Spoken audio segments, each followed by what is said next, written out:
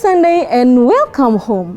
Di tahun paradigma yang baru, saya percaya setiap kita pasti menerima janji-janji Tuhan. Biarlah kasih dan sukacita selalu melingkupi kita semua. Amin.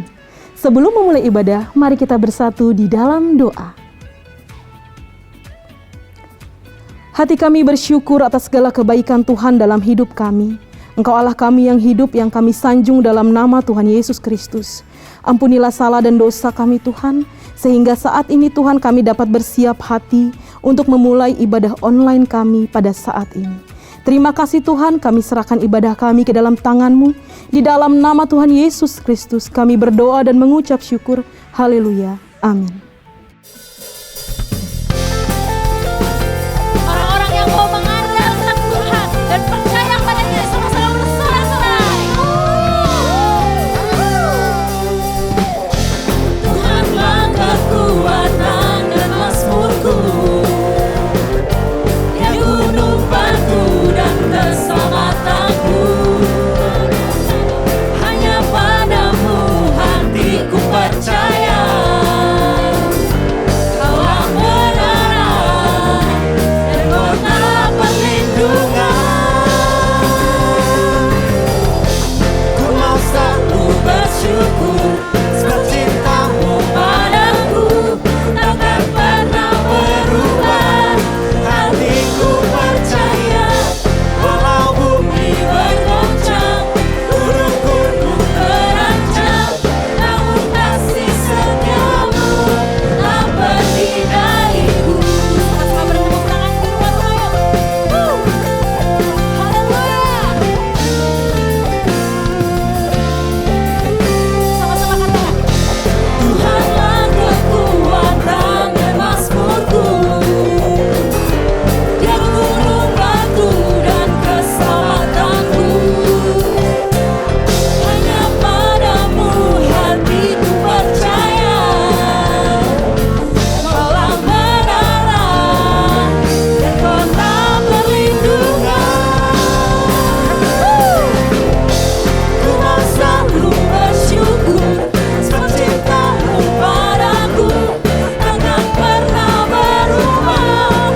Hatiku percaya walau bumi bergoncang, gunung-gunung beranjak, namun kasih setiamu tak pergi dariku. Ku mau selalu bersyukur sebab cintamu padaku takkan pernah berubah. Amin. Hatiku percaya walau bumi bergoncang, gunung-gunung beranjak, namun kasih setiamu tak pergi dariku. Kami percaya Tuhan, Kau berjalan bersama setiap kami orang-orang yang percaya kepadamu. Sama-sama katakan haleluya. Saudara yang di rumah, mari sama-sama bertepuk tangan.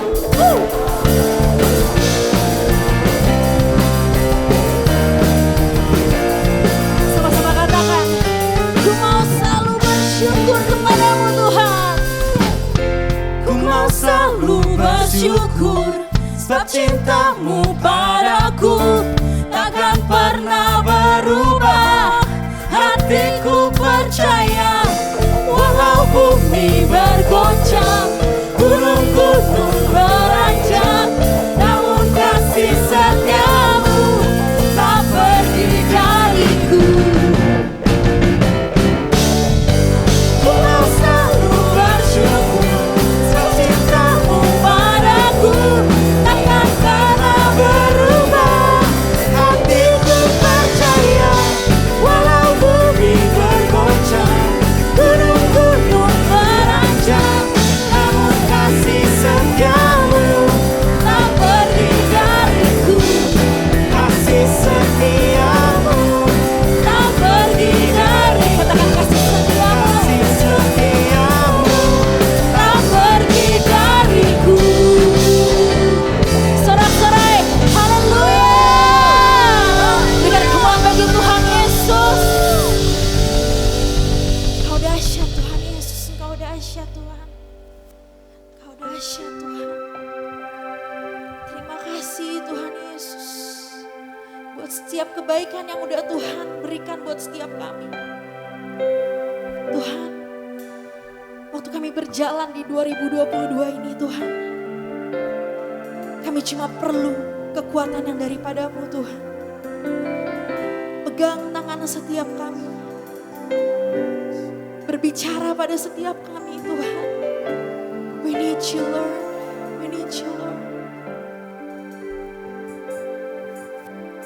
Bukan dengan kekuatanku ku dapat jalani hidupku tanpa Tuhan yang di sampingku. Ku tak mampu sendiri. Engkaulah kuatku yang menopangku. Ku pandang wajah-Mu dan berseru, pertolonganku datang dari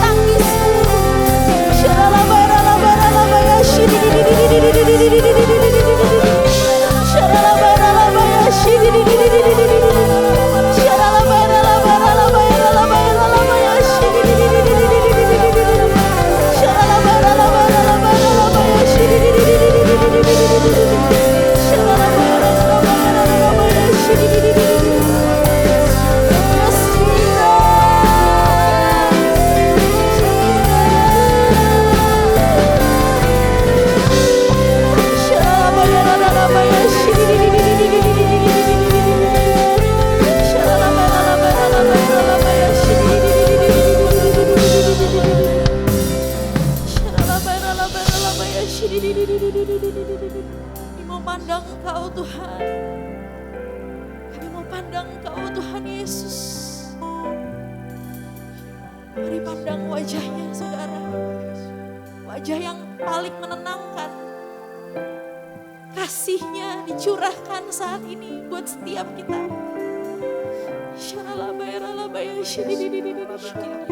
Kami cuma berpegang sama Engkau Tuhan. Kami cuma berpegang sama Engkau Tuhan Yesus. Ku pandang wajah-Mu dan berseru, pertolonganku datang dari-Mu.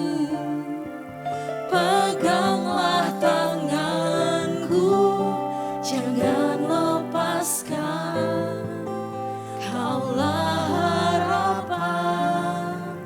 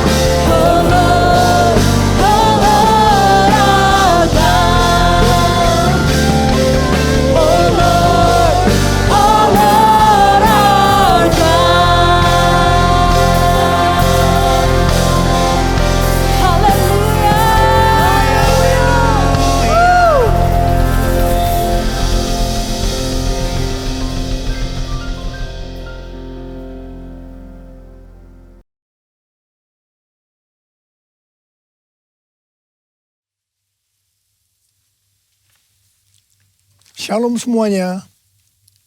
Tahun 2022 adalah tahun paradigma yang baru. The year of a new paradigm. Definisi paradigma menurut Kamus Besar Bahasa Indonesia adalah model dan juga kerangka berpikir. Definisi paradigma menurut Westminster Dictionary of Theological Terms adalah contoh, pola, model. Istilah ini sering dipakai untuk menunjukkan cara berpikir dalam teologi ketika bahan-bahan dikumpulkan dan diatur dalam satu pola atau cara tertentu seperti dalam doktrin. Tuhan Yesus memberikan ayat emas untuk tema ini, yaitu Yesaya 43 ayat 18 sampai dengan 21 dan Filipi 3 ayat 13 sampai dengan 14. Melalui ayat-ayat ini, Tuhan menuntun kita untuk memasuki tahun 2022 yang disebutkan sebagai tahun paradigma yang baru. Yesaya 43 ayat 18 dan 19 berkata, firman-Nya, janganlah ingat-ingat hal-hal yang dahulu, dan janganlah perhatikan hal-hal yang dari zaman purbakala. Lihat, aku hendak membuat sesuatu yang baru, yang sekarang sudah tumbuh. Belumkah kamu mengetahuinya? Ya, aku hendak membuat jalan di padang gurun dan sungai-sungai di padang belantara. Kalau kita melihat ayat-ayat sebelumnya, maka di situ Tuhan mengingatkan kepada bangsa Israel bahwa dulu mereka ditolong dari kejaran Firaun beserta pasukannya dengan mengubur mereka di Laut Merah. Tetapi sekarang, untuk membebaskan bangsa Israel dari Babel, Tuhan memakai cara yang lain, yang tidak sama dengan yang dulu dia lakukan. Tuhan berkata, janganlah ingat-ingat hal-hal yang dahulu. Janganlah perhatikan hal-hal yang dari zaman purbakala. Sekarang Tuhan membuat sesuatu dengan cara membuat jalan di padang gurun dan sungai-sungai di padang belantara, yang merupakan sesuatu yang mustahil dilakukan oleh manusia di zaman itu. Tetapi bagi Tuhan tidak ada yang mustahil. Katakan amin. Inilah yang disebut dengan paradigma yang baru.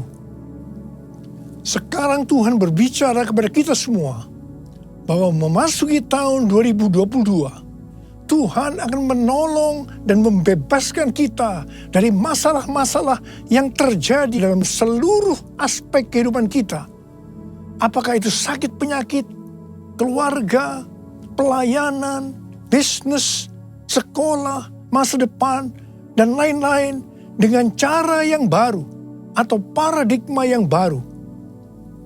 Kita akan mengalami seperti yang terdapat dalam 1 Korintus 2 ayat 9 yang berkata, tetapi seperti ada tertulis, apa yang tidak pernah dilihat oleh mata, dan tidak pernah didengar oleh telinga, dan yang tidak pernah timbul dalam hati manusia, semua yang disediakan Allah untuk mereka yang mengasihi Dia. Ada 3 hal yang harus diperhatikan dalam memasuki tahun paradigma yang baru ini. Yang pertama, paradigma adalah inisiatif dari Tuhan sendiri, yang perlu diresponi oleh umatnya. Ada bagian yang Tuhan perbuat, dan ada bagian yang umatnya yang harus lakukan. Yang kedua, bagian Tuhan, yaitu membuat sesuatu yang baru. Yang ketiga, bagian umat Tuhan, yaitu melihat, mengetahui, dan menerima yang Tuhan buat.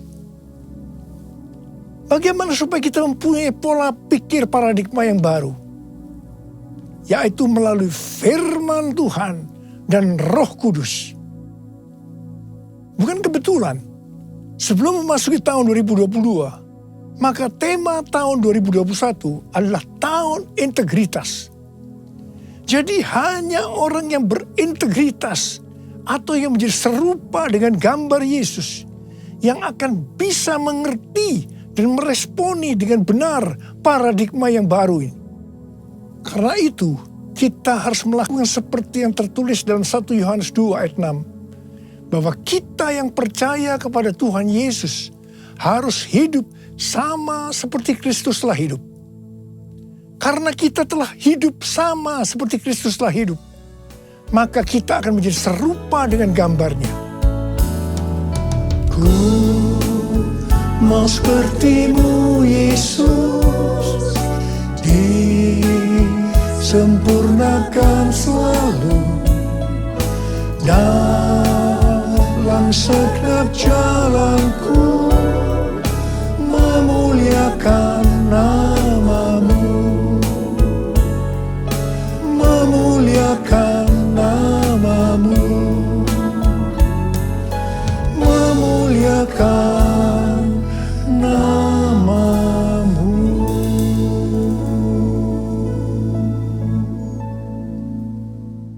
Rasul Paulus mengingatkan kita melalui Filipi 3 ayat 13 dan 14 yang berkata, saudara-saudara, aku sendiri tidak menganggap bahwa aku telah menangkapnya. Tetapi ini yang kulakukan.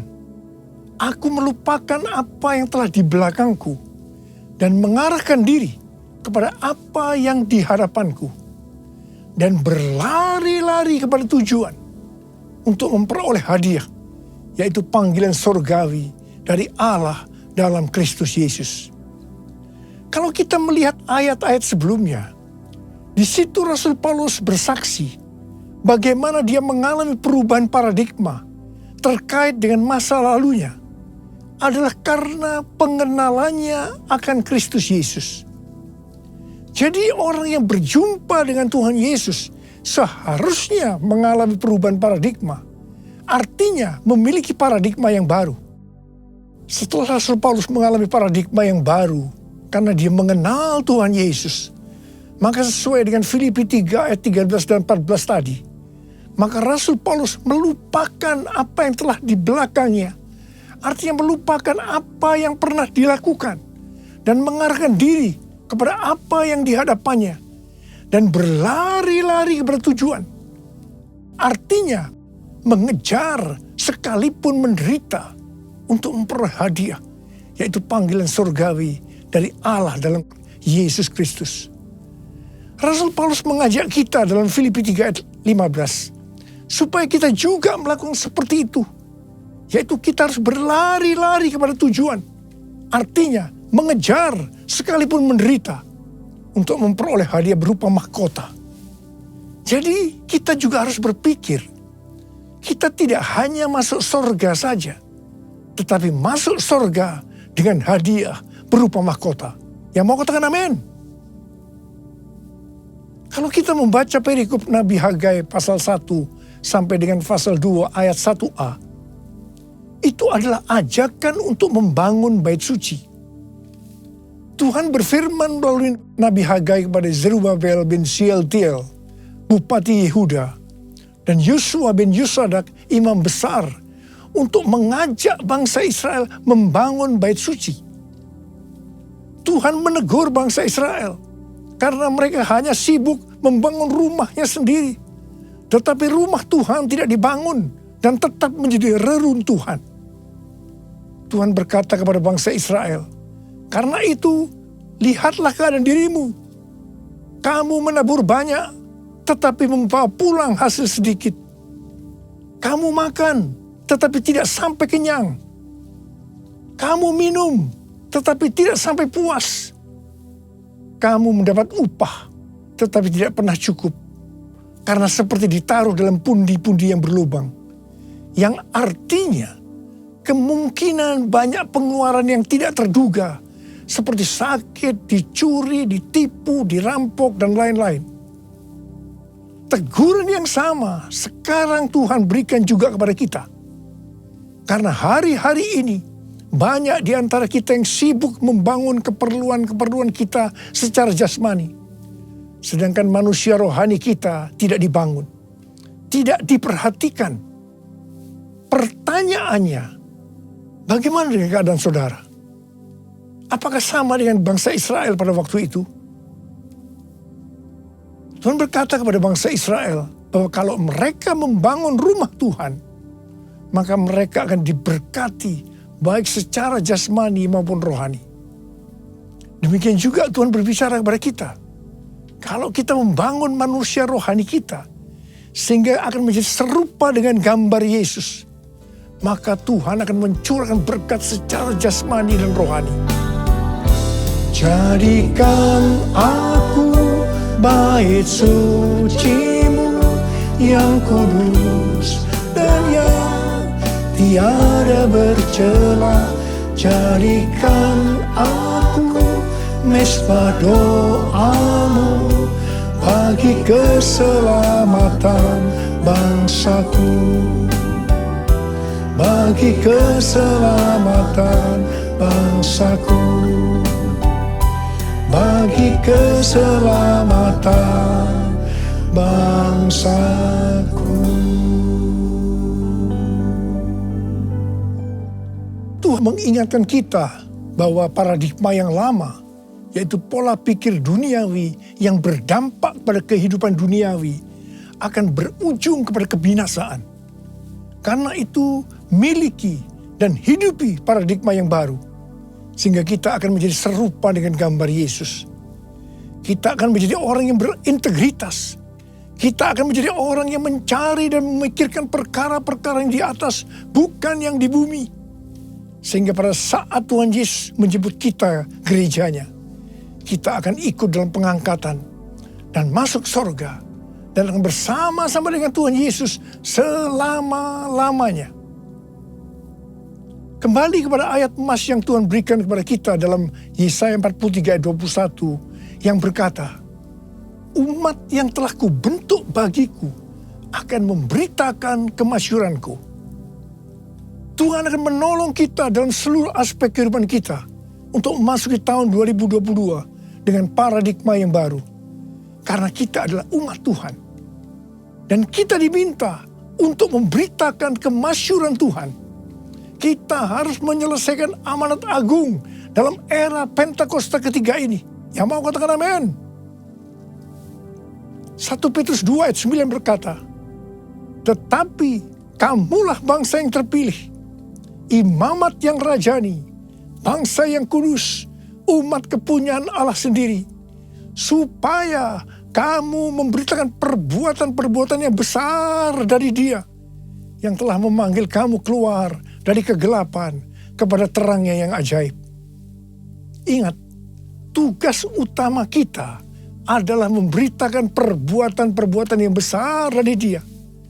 Tugas kita untuk menyelesaikan atau menuntaskan amanat agung. Kamulah bangsa yang terpilih, imamat rajani, bangsa yang kudus, umat kepunyaan Allah, untuk memberitakan perbuatannya yang memanggil engkau dari gelap pada terangnya yang ajaib. Arti imamat yang rajani adalah yang pertama, imam kepunyaan raja atau imam yang melayani raja. Jadi kita melalui Tuhan Yesus Kristus sudah menjadi imam di hadapan Allah, yang artinya kita melayani Dia, Raja di atas segala raja, untuk taat kepada segala perintahnya, untuk menyenangkan hatinya. Dan arti yang kedua dari imamat yang rajani adalah status kita sebagai imam dan raja, sesuai dengan Wahyu 5 ayat 10 yang berkata, dan engkau telah membuat mereka menjadi suatu kerajaan dan menjadi imam-imam bagi Allah kita, dan mereka akan memerintah sebagai raja di bumi. Semua ini terjadi karena sesuai dengan Wahyu 5 ayat 9 yang berkata bahwa kita sudah dibeli dengan darah Yesus. Pertanyaannya, dibeli dari siapa? Sesuai dengan Kisah Para Rasul 26 ayat 18, bahwa sebelum kita percaya kepada Tuhan Yesus, kita di bawah kuasa iblis. Jadi kita dibeli dengan darah Yesus dari tangan iblis. Ingat, kita adalah milik Tuhan Yesus. Kita sudah dibeli dengan harga yang mahal, yaitu darah Tuhan Yesus. Setelah itu, Tuhan Yesus membuat kita menjadi suatu kerajaan. Dan kita menjadi imam bagi Allah kita. dan memerintah sebagai raja di bumi.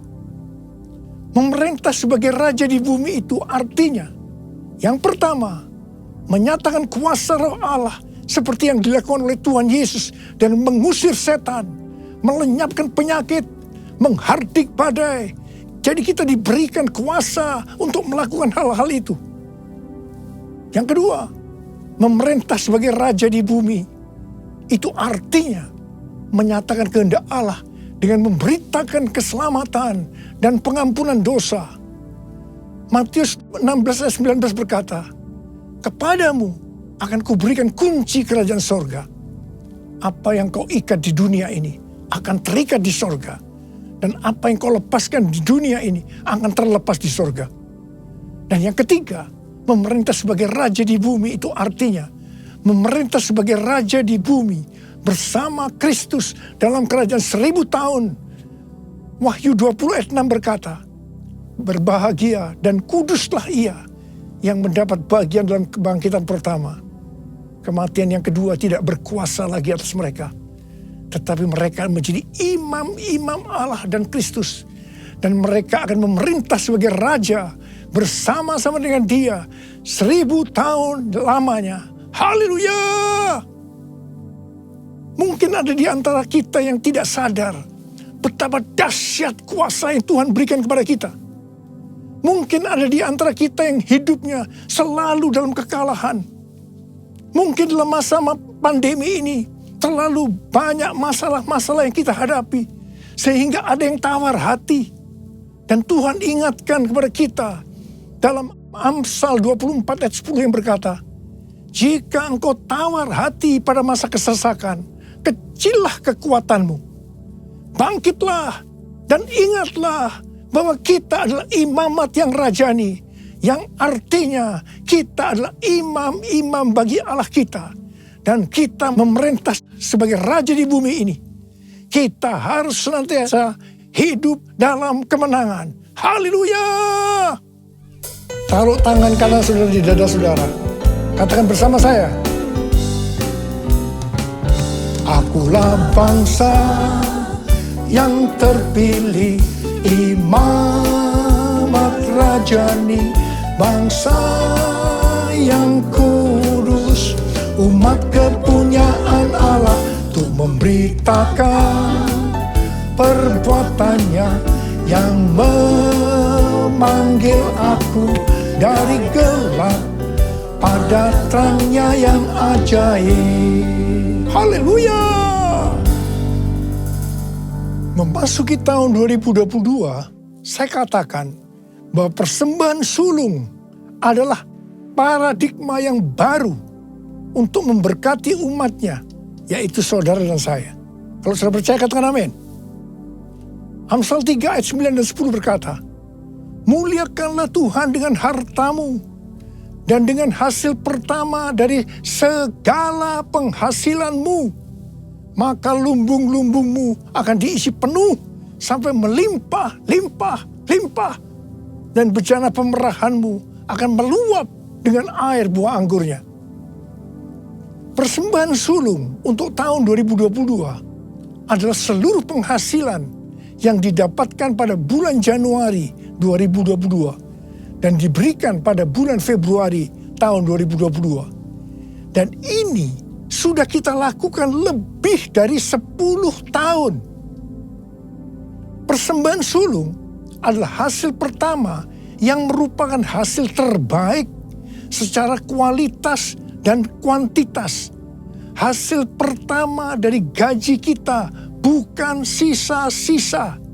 Ini merupakan referensi dari catatan Amsal 3 ayat 9 dan 10 dari The Apologetics Study Bible dan catatan Alkitab Penuntun Hidup Berkelimpahan seri Life Application Study Bible versi Injili. Dalam Alkitab, Tuhan Yesus sendiri yang menyinggung tentang memberikan persembahan dari seluruh penghasilan dari seorang janda miskin dalam Markus 12 ayat 41 sampai 44. Di sini Tuhan Yesus berkata kepada murid-muridnya, "Aku berkata kepadamu, sesungguhnya janda miskin ini memberi lebih banyak daripada semua orang yang memasukkan uang ke dalam peti persembahan. Sebab mereka semua memberi dari kelimpahannya. Tetapi janda ini memberi dari kekurangannya. Semua yang ada padanya, yaitu seluruh nafkahnya. Di sini Tuhan Yesus tidak melihat besarnya jumlah persembahan, tetapi melihat berapa persen dari penghasilan yang dipersembahkannya. Janda miskin ini justru memberikan seluruh penghasilannya. Persembahan ini adalah persembahan yang terbaik. Tuhan Yesus memberikan yang terbaik kepada kita, yaitu nyawanya. Karena itu, kita harus memberikan persembahan yang terbaik buat Tuhan Yesus. Memang, persembahan sulung ini bukan satu paksaan, tetapi merupakan ekspresi ucapan syukur atas kasih, berkat, penyertaan, dan pertolongan Tuhan. Akhirnya, uraian ini saya tutup dengan Amsal 11 ayat 24 dan 25 yang berkata, ada yang menyebar harta, tetapi bertambah kaya. Ada yang menghemat secara luar biasa, namun selalu berkekurangan. Siapa banyak memberi berkat, akan diberi kelimpahan. Siapa memberi minum, ia sendiri akan diberi minum. Saya berdoa agar setiap kita bisa memahami dan menghidupi paradigma yang baru. Mari saya ajak saudara untuk mengangkat tangan kita. Dan kita nyanyikan lagu ini bersama-sama. Aku percaya berkat-Mu atasku melimpah. Kebajikan, kemurahan selalu mengikutiku. Ku puji, ku sembah Kau Tuhan. Aku percaya Tuhan. Aku percaya berkat-Mu atasku melimpah. Kebajikan, kemurahan selalu mengikutiku. Ku puji, ku sembah Kau Tuhan. Ku puji, ku sembah Kau Tuhan.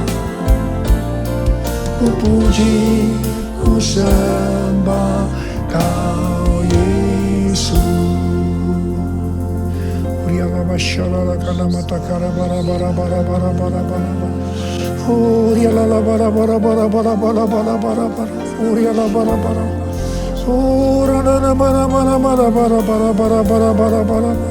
Ya Tuhan, ya Tuhan, kami memasuki tahun paradigma yang baru. Tuntun kami semua Tuhan, tuntun kami untuk bisa memahami dan menghidupi paradigma yang baru itu Tuhan. Berkat-Mu melimpah buat anak-anak-Mu, kami percaya Tuhan. Kami terima berkat-Mu, kami terima berkat-Mu, terima berkat Tuhan saat ini. Terima. Oh, rala-bala-bala-bala. Oh, rala-bala-bala. Terima kasih Tuhan.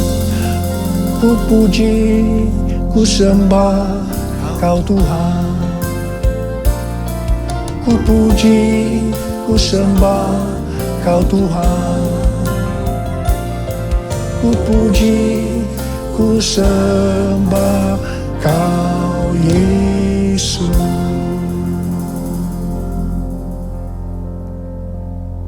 Mari saudara-saudara, kita akan masuk dalam perjamuan kudus. Kita akan mengingat ayat ini. Sebab setiap kali kamu makan roti ini dan minum cawan ini, kamu memberitakan kematian Tuhan sampai Ia datang. Perjamuan kudus adalah perjamuan Tuhan Yesus sendiri. Setiap kali kita masuk dalam perjamuan kudus, Tuhan Yesus selalu berkata, biarlah ini menjadi peringatan akan daku. Karena itu mari arahkan hati kita kepada Tuhan, kepada kebaikan Tuhan Yesus.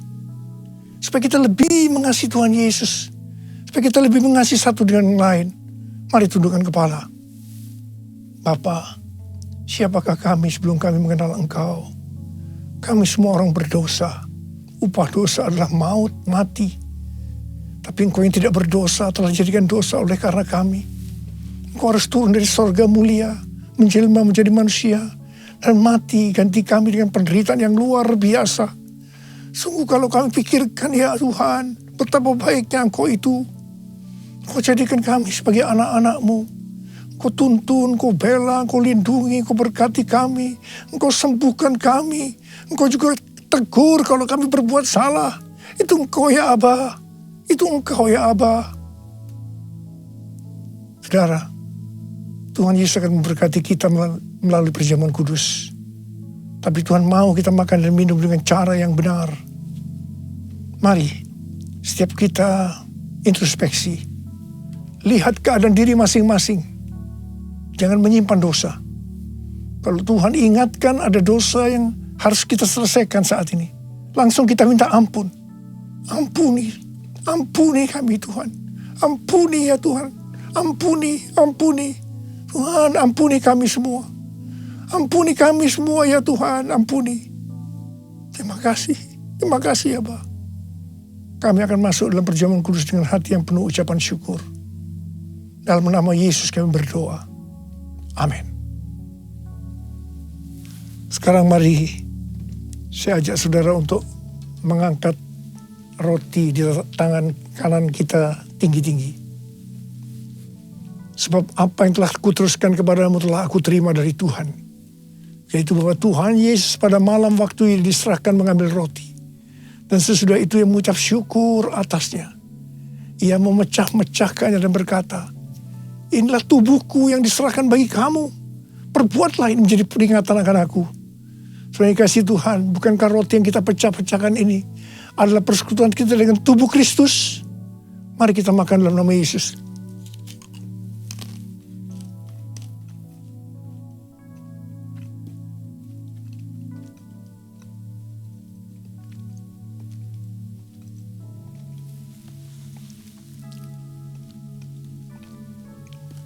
Angkat cawan di tangan kanan kita tinggi-tinggi. Demikian juga ia mengambil cawan sesudah makan. Lalu berkata, cawan ini adalah perjanjian baru yang dimeteraikan oleh darahku. Perbuatlah ini. Setiap kali kamu meminumnya menjadi peringatan akan aku. Saudara kasih Tuhan. Bukan cawan pengucapan syukur. Yang atasnya kita ucapkan syukur. Adalah persekutuan kita dengan darah Yesus. Mari kita minum dalam nama Yesus.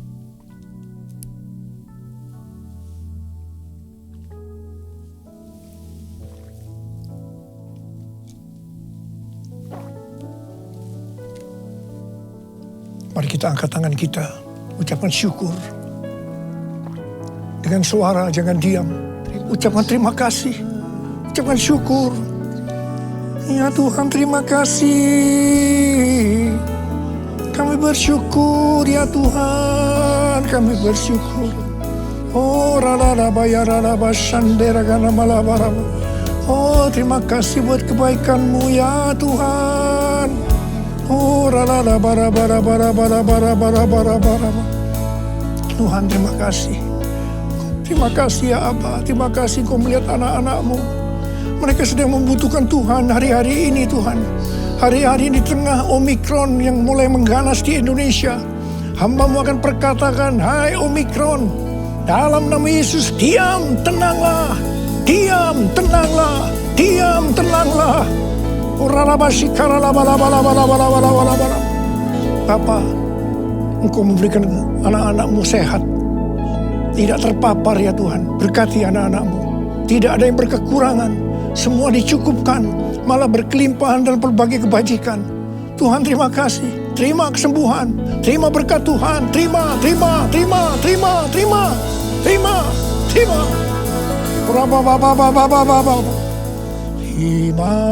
kasih Yesusku. Terima kasih Yesusku. Puji syukur hanya bagi Tuhanku. Terima kasih Yesusku, terima kasih Yesusku. Puji syukur hanya bagi Tuhanku. Terima kasih ya Tuhan. Terima kasih Yesusku. Terima kasih Yesusku. Puji syukur hanya bagi Tuhanku. Terima kasih Yesusku, terima kasih Yesusku. Puji syukur hanya bagi Tuhanku. Puji syukur hanya bagi Tuhanku. Puji syukur hanya bagi Tuhanku.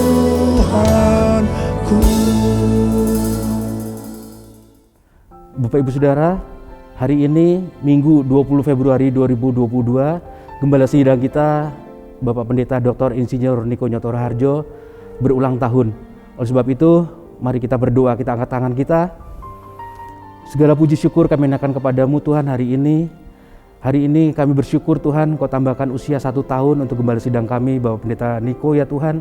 Mari Tuhan Kau berkati senantiasa umur panjang di tangan kanannya, di tangan kirinya kekayaan, kehormatan, dan kemuliaan ya Tuhan. Kami percaya Tuhan Kau pakai hamba-Mu ini luar biasa ya Tuhan, atas bangsa Indonesia, atas bangsa-bangsa ya Tuhan. Berkati kesehatan, kekuatan yang sempurna ya Tuhan. Urapi senantiasa dalam pelayanannya ya Tuhan. Engkau juga menjagainya senantiasa ya Tuhan. Dan kami percaya ya Tuhan, terpelihara sempurna roh, jiwa, dan tubuhnya ya Tuhan. Kami berdoa untuk keluarganya ya Tuhan, untuk Bu Hermin, anak-anak ya Tuhan, cucu-cucu ya Tuhan, bahkan mantu Tuhan, tetap bungkus senantiasa dan kuasa darah Tuhan Yesus. Kami percaya apapun yang mereka kerjakan Kau buat berhasil dan beruntung, karena tangan Tuhan menyertai mereka. Saat ini kami juga berdoa untuk jemaat-jemaat-Mu di tempat ini Tuhan, GBI Bintaro Hosa Shalom ya Tuhan, yang dengan setia mengikuti ibadah sepanjang hari ini Tuhan. Kami percaya berkat-berkat melimpah atas setiap jemaat-Mu ya Tuhan. Kau berkati usaha pekerjaan, keluarga, rumah tangga, anak-anak dalam sekolah ya Tuhan. Kau berkati berlimpah-limpah. Bahkan kami berdoa untuk yang saat ini mengalami sakit penyakit, Engkau sembuhkan dalam nama Tuhan Yesus. Yang memiliki masalah beban, Kau bukakan jalan ya Tuhan. Kami juga berdoa saat ini ya Tuhan untuk pemimpin rohani kami, mulai dari Gembala Sidang, 4 wakilnya ya Tuhan, juga Gembala kami GBI Bintaro Hosa Shalom Pak Beni Gunawan ya Tuhan. Mari Tuhan Kau berkati berlimpah-limpah ya Tuhan. Bahkan juga sampai Gembala-Gembala Kul, para pelayan jemaat juga Tuhan, Engkau berkati berlimpah-limpah ya Tuhan. Dan kami percaya setiap kami akan mengalami tahun paradigma yang baru Tuhan. Terima kasih Bapa. Saat ini kami berdoa untuk bangsa dan negara kami Indonesia. Kau lawat Indonesia penuhi dengan kemuliaan-Mu ya Tuhan. Dari ujung Sabang sampai Merauke ya Tuhan. Inilah saatnya, inilah waktunya ya Tuhan. Kebangunan rohani terjadi atas bangsa kami. Kami berdoa untuk Presiden kami, Bapak Jokowi, wakilnya Ma'ruf Amin ya Tuhan. Para menteri di Kabinet Indonesia Maju ya Tuhan. Berkati berlimpah-limpah ya Tuhan. Juga aparatur negara dari pusat sampai daerah, TNI, sipil, Polri Tuhan. Berikan setiap mereka ya Tuhan hikmat roh takut akan Tuhan Yesus. Terima kasih Bapa, terima kasih Tuhan Yesus. Kami bersyukur, kami berterima kasih kepadamu. Dalam nama Tuhan Yesus, haleluya, amin.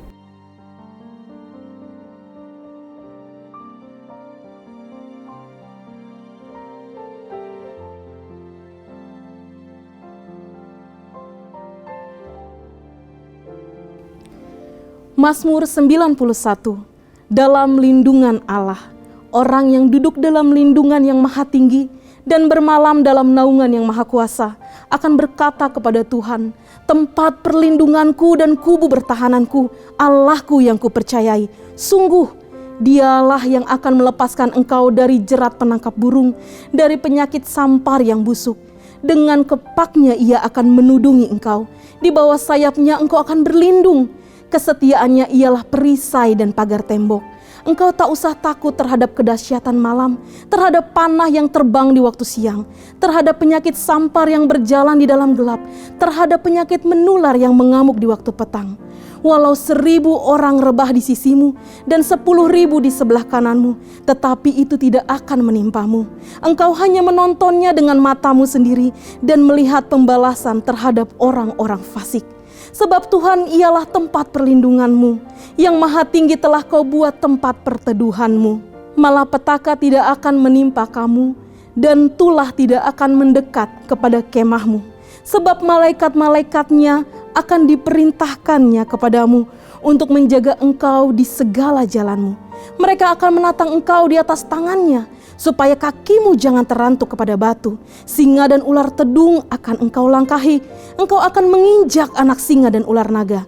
Sungguh, hatinya melekat kepadaku, maka aku akan meluputkannya. Aku akan membentenginya, sebab ia mengenal namaku. Bila ia berseru kepadaku, aku akan menjawab. Aku akan menyertai dia dalam kesesakan. Aku akan meluputkannya dan memuliakannya. Dengan panjang umur akan kukenyangkan dia dan akan kuperlihatkan kepadanya keselamatan daripadaku. Mari sama-sama kita deklarasikan apa yang dimaksud dengan Pentakosta ketiga. 1. Pentakosta ketiga adalah pencurahan Roh Kudus yang dahsyat di zaman ini melebihi yang terjadi di Azusa Street. 2. Pentakosta ketiga akan mengakibatkan penuaian jiwa yang terbesar dan yang terakhir sebelum Tuhan Yesus datang kembali. 3. Pentakosta ketiga akan membangkitkan generasi Yeremia, yaitu anak-anak muda yang dipenuhi Roh Kudus, cinta mati-matian kepada Tuhan Yesus, tidak kompromi terhadap dosa, dan akan bergerak untuk memenangkan jiwa. 4. Pentakosta ketiga lahir di Indonesia dan bergerak ke bangsa-bangsa. Gerakan ini dari timur ke barat dan akan kembali ke Yerusalem. 5. Pentakosta ketiga akan memberikan kuasa untuk menyelesaikan amanat agung, dan setelah itu Tuhan Yesus datang kembali. Sekarang terimalah berkat Tuhan. Kasih karunia berlimpah-limpah daripada Allah Bapa dalam Anak yang tunggal Yesus Kristus. Persekutuan yang manis dengan Roh Kudus menyertai saudara sekalian mulai hari ini. Sampai Tuhan Yesus datang menjemput kita di awan-awan dan bahkan sampai selama-lamanya. Yang percaya bersama-sama katakan, Amin.